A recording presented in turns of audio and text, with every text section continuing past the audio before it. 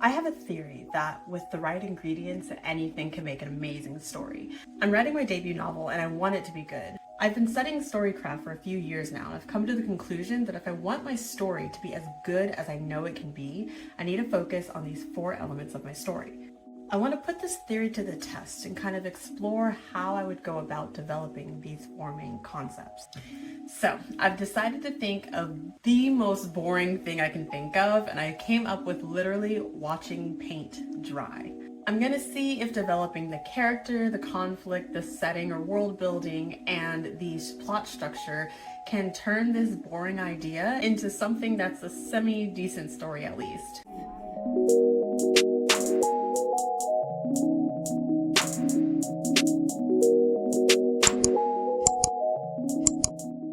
Okay, round 1, character.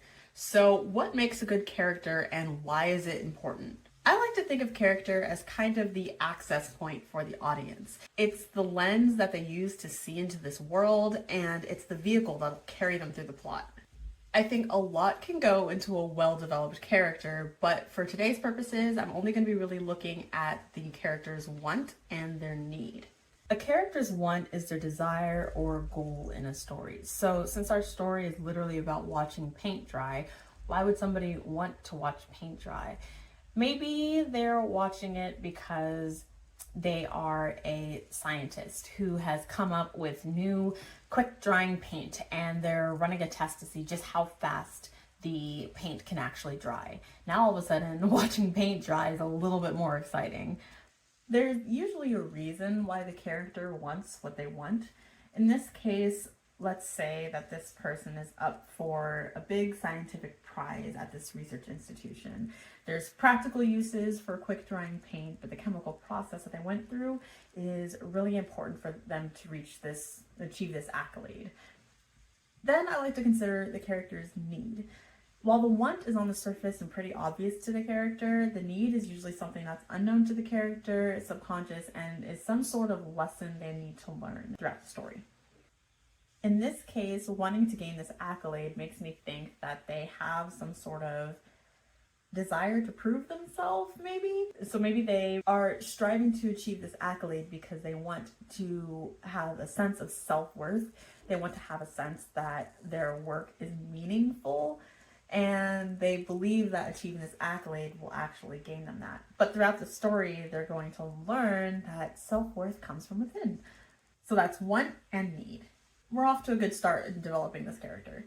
I like starting with want and need for developing a character because it gets at the external layer of a character or external wants, but also that internal, emotional, and mental layer that brings depth and develops a character. Speaking of different layers, let's look at conflict. If a character is how the audience accesses a story, the conflict is what makes the story interesting. Conflict is essentially when opposing forces clash. This can be big dramatic clashes like 2 opposing kingdoms coming together in battle, but it could also be a lot more subtle, like a couple just trying to figure out what to eat for dinner. It can also come from within a single character, say a parent that's struggling between moving up in their career and spending good quality time with the family. I like to think that there are 3 main layers of conflict. You have your external, your internal, and your philosophical. The external conflict is between your character and their goal and the obstacles that they face along the way. The internal conflict is between your character's need and the misbeliefs that are keeping them from getting it. And the philosophical conflict is between opposing morals or values. So if there are 2 kingdoms that are in battle because both kingdoms believe that ever expanding and gaining new territory is a path to greatness, then that's an example of an external conflict. But if those 2 kingdoms differ and one kingdom thinks that expansionism is the path to greatness, but the other kingdom believes that perfecting and refining the systems within that kingdom are what makes it great, then they're still going to come to conflict because, expansionism. But the moral differences, the value differences, that's going to represent a philosophical conflict. So let's apply this to Mr. Paintman. The external conflict is the goal that he's trying to achieve and the obstacles. So his goal is to have the fastest drying paint around. But an obstacle would possibly be the conditions for the lab testing. That could be an obstacle. It can be a competitor trying to sabotage his work. And the internal conflict can be something from within. Like if he's up for this accolade, maybe he's putting a little too much emphasis on this accolade and he's doing it so that way he can feel worthy and have a sense of self-worth. The lesson he needs to learn is to believe in himself and his work and his ability to move up in his career. His misbelief is his doubt that somebody so young and inexperienced deserves or can even get recognition for their work. For a philosophical conflict, I'm thinking something along the lines of the differing in values between the importance of academics and practical use. So this discovery that's made of quick drying paint, I can imagine some people seeing the importance of it only on a practical in the world use for it, whereas other people are going to say, no, the importance of this project is actually the scientific discovery made through the process of discovering the quick drying paint. The cool thing too is that conflict not only adds interest to your story, but it's also where you might be able to find the theme to your story. So of course, no story exists in a vacuum, so I think it's pretty important to spend a little time focusing on a story setting, the world, and the world building. This is something that I find is most commonly talked about in like sci-fi and fantasy, but it's also important to spend a little time on what might be considered a mundane or commonplace setting. World building is usually done poorly in one of two ways. Either the author gets way too excited and they start overloading the reader with way more information than they could ever want or need, or they go the other way and the author gives so little information that the reader is left working overtime to fill in the blanks of things that should have been filled in by the writing. I think the first mistake is, again, found in those sci-fi and fantasy stories where you have this new and exciting world, but if you share everything down to the microbes and the soil type of every region in this brand new world, the important details that the reader needs to know about the setting might just get lost in the sauce. On the other hand, the mistake of too little information might be easy to slip into if we're writing about a commonplace setting, say like a high school. We might assume that our readers are familiar with this type of setting, and that might be true, but think about what specific details are still important to the story. Maybe it's social groups, maybe it's a rule that the characters are going to have to interact with. Maybe it's literally just the physical layout of the school itself. Even just a few words or sentences here or there can go a long way. Remember, the secret to avoid either mistake is to include details that will aid in the storytelling. You can ask yourself, does adding this detail make the narrative better, worse, or not make a difference at all? If it's the last two, you're probably just better off leaving that out of your story altogether.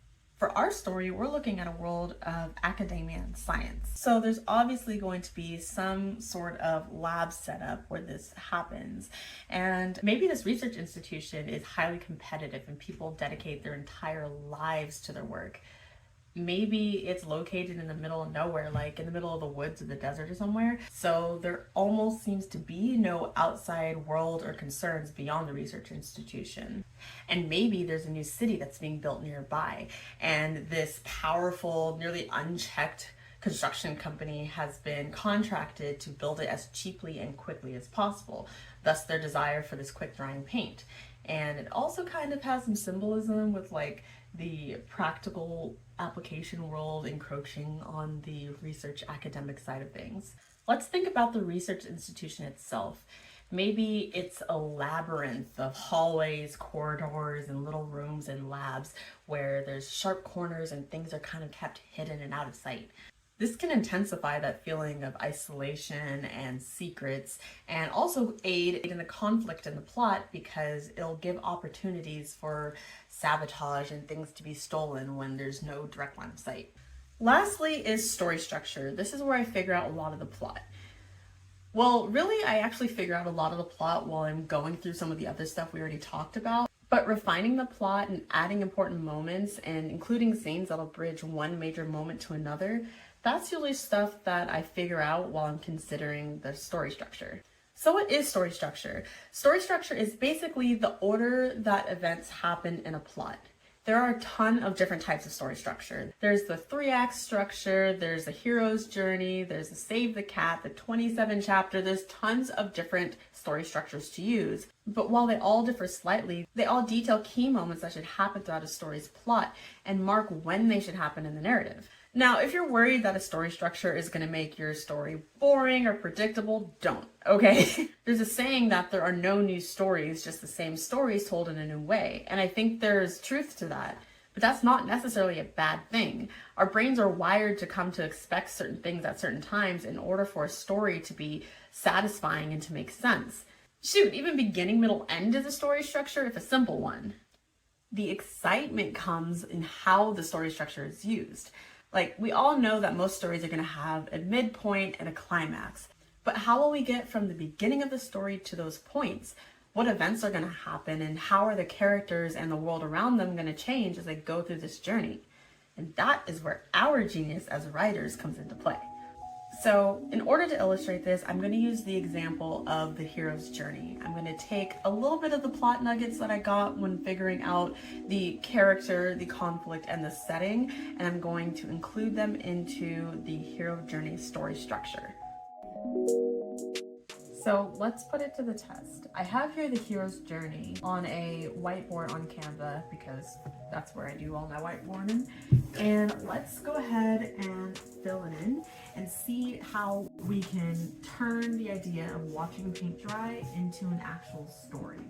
If you're not familiar with the hero's journey, what you need to know is that you have a series of events that guides the protagonist through the story from their normal everyday world into a new situation that they have to work their way so they come back a changed person and come into their new normal. So let's go through this. Starting with the ordinary world. This is your opening, how your character is starting at the beginning. So we'll say, young chemical engineer is working on a project and discovers he's created the formula for a quick drying paint. This is his starting point. The call to adventure is the inciting incident. It's the thing that's going to shake up the protagonist's ordinary world and kind of start guiding them towards their new path, their new adventure. We have the chemist has an opportunity to submit their work for consideration in a prestigious academic competition. Meanwhile, a large construction company shows interest in purchasing the rights to own his paint formula. The refusal of the call is when your character is scared to actually pursue something, even if, especially if it's their true heart's desire, because they're convinced that their ordinary world is the natural state that they should be in, and they are hesitant for change, even if it could be a positive change for them. In the refusal of the call, I put that due to his own self-doubt in the significance of his work, the chemist decides not to pursue the academic prize, and instead he begins talk with the construction company to sell his formula. Now, if the character's whole goal in the first place was to sell his work and make a lot of money, then first of all, this would be a very short story. But that's not really what this is about. This is about a person who values his academic achievements, obviously, but is doubting himself and the quality and the significance of his work. So even though he seems to be moving forward on a path, he's actually refusing the call, refusing his true path, if you will, which is to submit his work for consideration in the academic competition. Then, at this point, the character will meet a mentor. Now, a lot of times people will think of the mentor as an old, wizened, gray-haired, bearded man, the Obi-Wan to Luke Skywalker. But really, the mentor is anybody who can provide guidance to really push the protagonist into taking that leap. If they didn't get this information or this lesson or these skills from the mentor, they'd probably not succeed. And spending time with the mentor is going to change them as a person and allow them to actually be able to succeed on their own endeavors. The chemist goes out to lunch with a colleague and tells them about what has been happening surrounding the discovery. The colleague encourages the chemists and convinces them that they should take the opportunity to advance their career.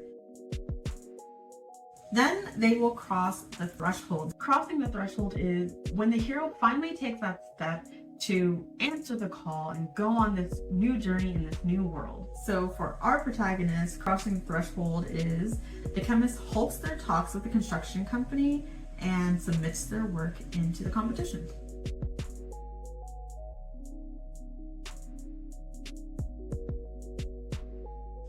Next is where we really get some conflict. We had some inner conflict before, but now we are going to have some of that external conflict. We're going to have some folks that are trying to stop our protagonists from reaching their goal. Before I mentioned a rival scientist, we also have the construction company who wanted the rights to own this formula.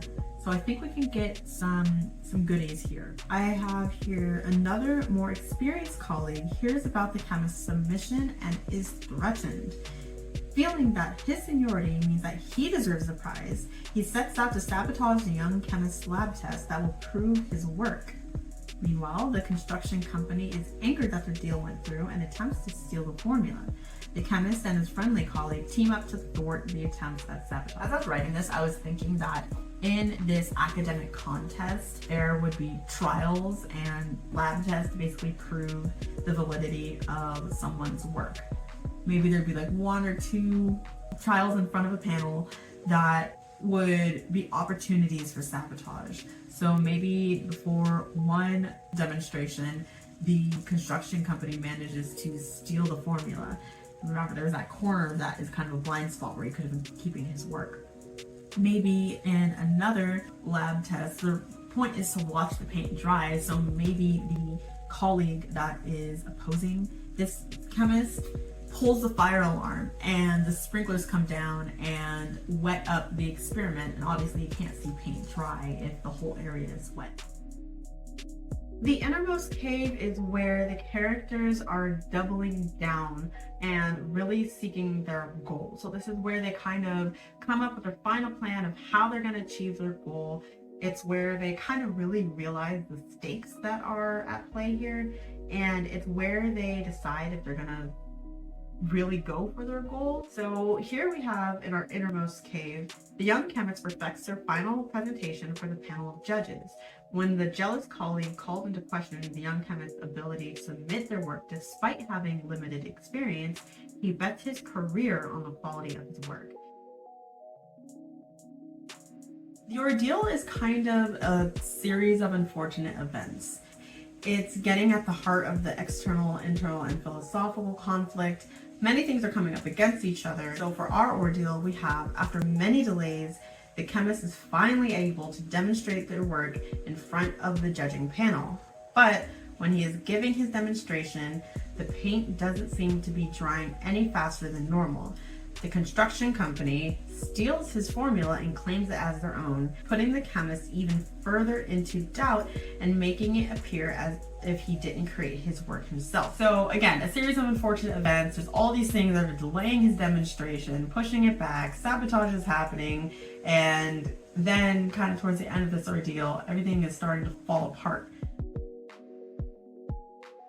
The reward in a story is a milestone where the hero is gaining that last little bit of something that's really going to help them win the final battle, overcome the climax of the story. So in this case, our reward is, with nothing left to lose, the young chemist uses his newfound confidence in his own scientific abilities and his new backbone to officially accuse the senior colleague of sabotage and the construction company of theft.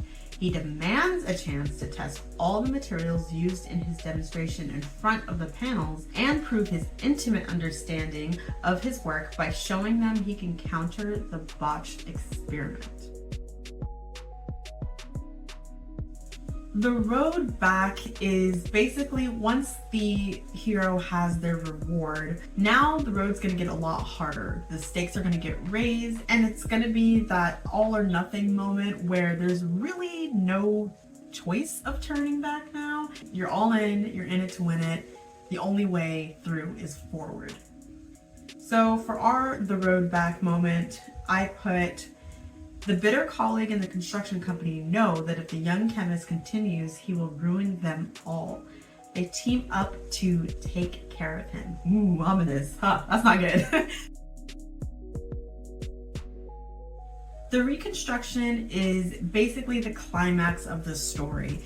It's where the hero fights that big final battle and usually sacrifices something pretty significant in order to achieve that win, or at least to attempt to achieve that win. This is also usually where the themes of the story are resolved, whether it's the internal, the external, or the philosophical conflict. This is kind of where the final demonstration of those themes resolving is. So here in the Reconstruction, I have understanding that his life is now on the line, not just his career. The young chemist overcomes his fear of putting himself out there and live streams his demonstration before he is scheduled to be in front of the academic panel. He knows it won't technically count for the competition, but considering he might die anyways, he decides the truth and his academic integrity are worth more. So here we have the internal struggle of him deciding that he's worthy coming into play. We have the external struggle of getting his work in front of the world, and the philosophical conflict. If you're willing to put everything on the line and like risk everything for academic integrity, I think the philosophical question of what is more important, academics or practical use, in this case is being answered that it's academic. Now, do I personally believe that? No, I don't have a particular stance on any of this. Finally, we have the return with the elixir. This is kind of that full circle moment where the character has overcome all of their battles and they're put in a position to prove how the change that they went through internally and the skills that they learned and the obstacles that they had to overcome have put them in a position where they can now come back into a new normal, a changed person, and usually in a positive story trajectory in a better place. So here I put, for the return with the elixir, the chemist and the construction company are ultimately discredited. Despite the live stream not counting for the competition, the panel allowed him to reschedule his demonstration due to extenuating circumstances. The bitter colleague is fired in disgrace and the young chemist is offered his position. Despite lingering bits of doubt, he ultimately accepts the position.